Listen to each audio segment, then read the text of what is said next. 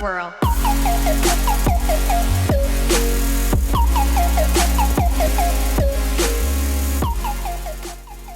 What is up, guys? It is CJ the Cheese DJ here, and today I'm bringing you another video, actually a new video now, on Final Fantasy 15. So today I'll be discussing 10 tips and tricks for you guys to know before you actually start playing Final Fantasy. So, just to give you a bit of a heads up and stuff like that on, lore and combat and all that sort of stuff. Alrighty, so my first one is to probably watch the Kingsglaive movie. So with Final Fantasy, just before the actual release of the game, they released a movie called Final Fantasy 15 Kingsglaive. So you should definitely give that a watch, and that'll actually introduce you to most of the stuff that's going on in Final Fantasy 15 in regards to like the warring nations between Niflheim and I can't remember what the actual what the other place is called. The place where Noct is from.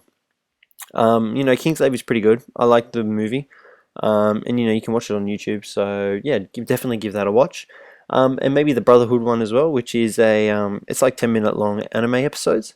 And that focuses on each of the characters that are with you through the story. Alrighty, my second tip is to not worry too much about exploring, until you hit about chapter 3. So pretty much, you don't really find too much on the first kind of chapters. Once you get the ability to rent chocobos, which is in the 3rd chapter, it's actually a lot easier to explore and stuff, and you can run around and all that sort of stuff. And doing quests and exploring becomes much more manageable and easier. Alrighty guys, and my third tip is just general combat pointers. So make sure you figure out early on in the game just how to use your warping abilities effectively. Because definitely it's pretty vital in managing in how to your mana and your HP and stuff like that. Because once you warp, obviously you hang on those points, you generate mana, and you can actually unlock abilities to generate HP, which you can see is currently siphoning through abilities on the screen right now.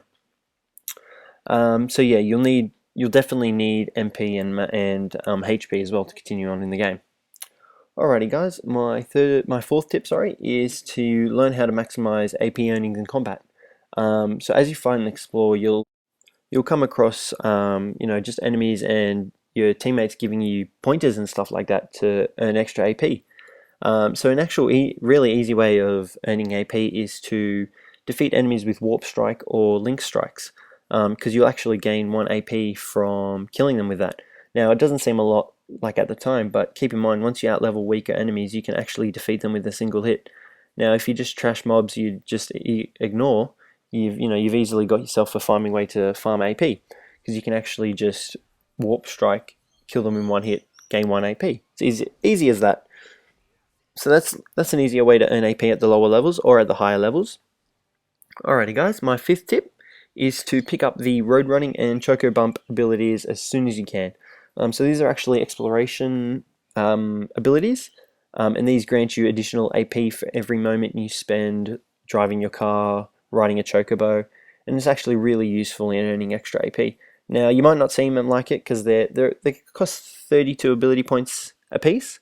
But once you progress further into the game, you can actually see that they're really worth it, because they'll easily pay themselves off just by the amount of driving or running a chocobo that you actually do.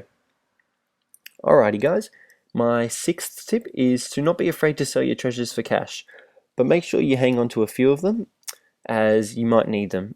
So pretty much you'll get treasures from enemy drops, and you won't actually get money from enemies, you'll just get treasures. While you should sell off most of them, you don't want to just empty your inventory at every opportunity, as many of these items will allow you to tweak the elemental spells you can craft, which can add various boosts such as dual casts, which cast 2 spells in 1, as well as inflicting additional status alignments, or even granting you extra experience points, and they're real handy in a pinch. There are also a few specific treasures or items that you can hand over to Sid, which gives him the ability to upgrade a handful of weapons for you at the Hammerhead Station. The specific items vary depending on how far you've upgraded your weapon and stuff like that, but it's definitely worth considering upgrading weapons to their strongest forms, as they become much more powerful. And if you sell all your treasures, upgrading these weapons is going to be a much more laborious process. Alrighty guys, tip number 7. Tip number 6 actually. So camping's good when you need to eat, but sleeping in a bed gets you more experience. So as you get into Final Fantasy 15, you'll notice that there's a sleeping, camping kind of function.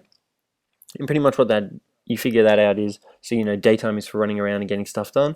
Nighttime's for avoiding deadly demons and, you know, avoiding driving.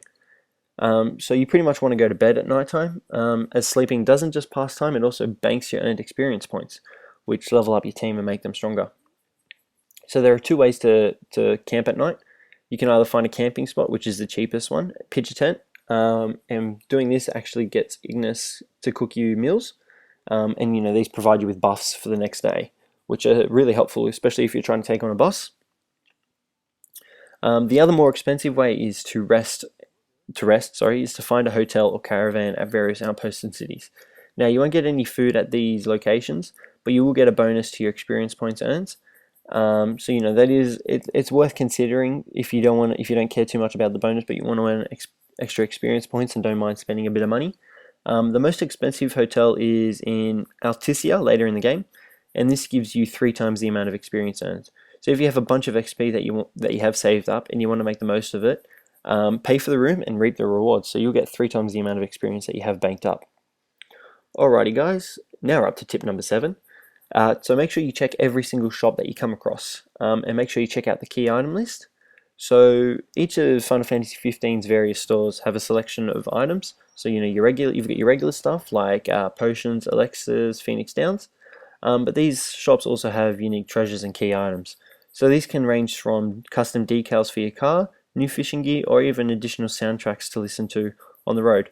For instance, I'm pretty sure the shop in Hammerhead has a Final Fantasy VII soundtrack that you can actually listen to while driving. So yeah, make sure you check those out if you're interested in listening to all that sort of stuff, because you know, it makes it more interesting. Alrighty guys, tip number 9. Your car actually has a built-in shop into it. So make sure you don't forget to use it, because if you suddenly run out of potions, elixirs, or Phoenix Downs, you can actually open up your shop, your car shop, I will just call it a car shop, and actually buy this stuff.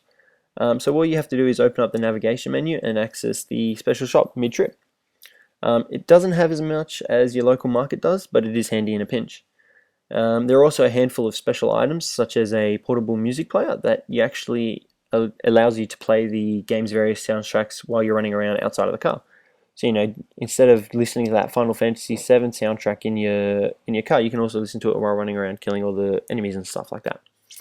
Alrighty guys, and my final tip is to not feel pressured to complete every side quest right away. You can come back later to them. So once you get access to a bed and you get the ability to summon Umbra, he allows you to travel back in time to mop up any quests that you missed and stuff like that. So it is necessary, as some of the quests require items from things that only happen after the supposed point of no return. And more quests, dungeons, and other special treats only open up once you actually finish the game, including the ability to fly an airship. And that's pretty much it, guys. Alrighty guys, if you enjoyed this video, found it useful, the tips were actually good, don't forget to leave a like, comment which tip you found the most useful, and as well if you found any of them useful, and don't forget to subscribe for more Final Fantasy stuff, guys. Thanks very much for watching, and I'll see you in the next episode.